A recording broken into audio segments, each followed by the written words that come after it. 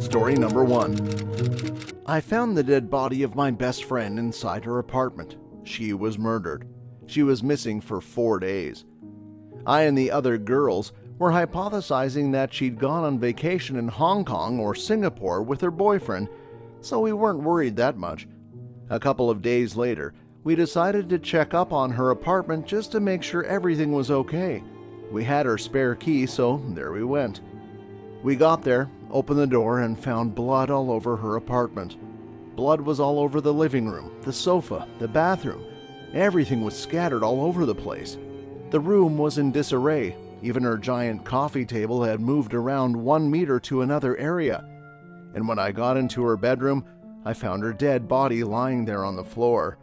Her body had bloated up and gotten so dark, it was almost purplish black, that I couldn't identify who it was. Even her eyes had already pushed out of their sockets. I freaked out. I got out there and called security and then the police. The authorities arrived at the scene and began their investigation. They meticulously combed through the apartment, searching for any clues that could lead them to the identity of the killer. As they surveyed the gruesome crime scene, they discovered some compelling evidence that pointed towards the involvement of her boyfriend. Firstly, the detectives noticed a distinct shoe print in the bloodstains imprinted on the living room floor. They compared it to the shoes the boyfriend had been wearing when he was brought in for questioning and found a match. The shoe print was a crucial piece of evidence linking him to the crime. Furthermore, upon closer examination of the murder weapon, a knife found near the body, they discovered the presence of the boyfriend's fingerprints. The knife had his distinct markings, providing further indication of his involvement. The forensic team also conducted a DNA test and found traces of the victim's blood underneath the boyfriend's fingernails, strengthening the case against him. In an attempt to cover his tracks, the boyfriend had disposed of his bloody clothes and other incriminating items. However, the detectives persisted in their search and found the evidence next to a dumpster in the nearby woods. The discarded clothing, stained with the victim's blood, became yet another significant piece of evidence tying the boyfriend to the crime. After several hours of intense interrogation, the boyfriend finally broke down and confessed to the horrifying act. He revealed that he had been under the influence of drugs during the argument, and their dispute had escalated over financial matters, which didn't make sense to me, knowing exactly what kind of person she was. In a fit of rage, he grabbed a knife from the kitchen and viciously stabbed her multiple times before dragging her lifeless body to the bedroom. The vivid and haunting memories of that crime scene still linger in my mind. The trails of blood on the living room floor, the bloated body, her dress, the unnatural color of her skin, and her lifeless protruding eyes are images I can never erase. Story number 2. It was April during spring break, and I was 15 at the time. I and 2 cousins, who were aged 14 and 18 respectively, ended up going to my uncle's cabin so that we could spend some time camping. This takes place in North Dakota. By the way, for a bit of context, the cabin was surrounded by woods on all sides. To the east was a dirt road that leads you to a lake that's next to a cave, and about 5 miles to the south was a trailer park. Anyway, on one of our nights there, we ended up deciding on camping by the lake and using a small cave as our shelter that afternoon. We were able to get a couple of fish from the lake and then prepare them over a campfire that we prepared, along with hot dogs and s'mores that we had in our backpacks. After that, we started to play on the guitars that we had brought with us and played for about 30 minutes, dreaming of our goal of being the new Beatles. Fast forward a little while after that, and we decided to go for a quick walk around the lake so that we could walk off the feast that we had just consumed. The lake itself is about a mile in length, and with the impending darkness of the night, it was a very hard sight to see at longer distances, unless, of course, you had a flashlight. We had 3, which seemed to be no issue as we began making our way around this lake. It wasn't until we were returning that we ended up noticing movement by our campsite. We turned our flashlights off so as not to be spotted, and we focused on 2 tall figures appearing to be going through our things. We weren't about to allow strangers to steal our guitars, so we quickened our pace and began to approach them. However, what happened only moments later sent us into an absolute frenzy. We hear 2 gunshots that echo through the woods, followed by laughter. It seems these two strangers were armed, and our immediate concern was getting the heck out of there. However, in our anger to get over to these guys, we had gotten a little too close for comfort.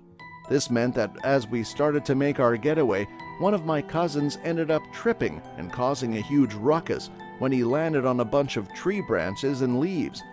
We shushed my cousin, but it wasn't enough, as the two heard our non-sneaky-like movements and then began firing shots in our general direction.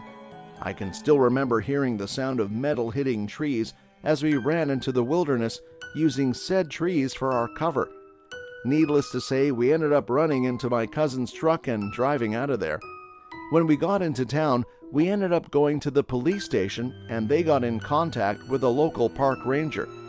We never did find out whether or not they were caught, but we think about this. Perhaps they must have been from that nearby trailer park and were either high off their minds, or maybe they were really thinking of taking us out and shooting us dead. It's not known what their intentions truly were, since we didn't stick around to find out. Could you really blame us? Story number 3. My friends and I always hosted an annual beach bonfire for spring break every year, and almost every year it was an absolute hit. However, all that changed after spring break for '03, when a kid named John Boniface moved into the neighborhood. At first, the Boniface family seemed like they were pretty cool, and Mr. Boniface seemed super laid back. However, we all learned that things aren't always as they appear almost every year at the bonfire. We have a few people that bring some alcohol and tend to get a little drunk, but for the most part, there were just a bunch of us in the area who liked to watch the moon over the ocean and sit next to the fire listening to music. It turned out that John was one of those kids that quickly found his way over to the alcohol, and though none of us tried to stop him from drinking, we all made sure that no one got belligerent or became a danger to themselves or any of us. Sadly, we typically don't consider the parents. I'll never forget the pale look that came over John's face as we all saw headlights pulling up to the parking lot on the edge of the beach right away. We could tell that it was Mr. Boniface's because his car had a very distinct sound due to the busted exhaust. When he stepped out of his car and slammed the door shut, I think all of us knew that our little party was over, but I don't think we could have ever expected him to do what he did next. Mr. Boniface made his way over to John, who had tried to drop the can of beer that he was holding before his dad could see it, but it was clear that his dad knew what was going on. We were all waiting to see what Mr. Boniface was going to say to John, but we were all taken aback when we saw his father pull his arm back and then take a swing at his son.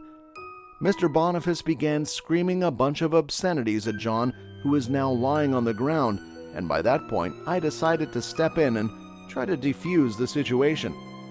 I walked over and asked Mr. Boniface to calm down, and I apologized for there being alcohol present, but I don't think he wanted to hear anything that I had to say. As soon as he realized that I put the party together, he turned his attention toward me. I tried to back away as he began to walk toward me, but I hit my heel against something in the sand and ended up falling backward, and before I could get myself back up, Mr. Boniface was leaning over with his hand reaching out and gripping onto my neck.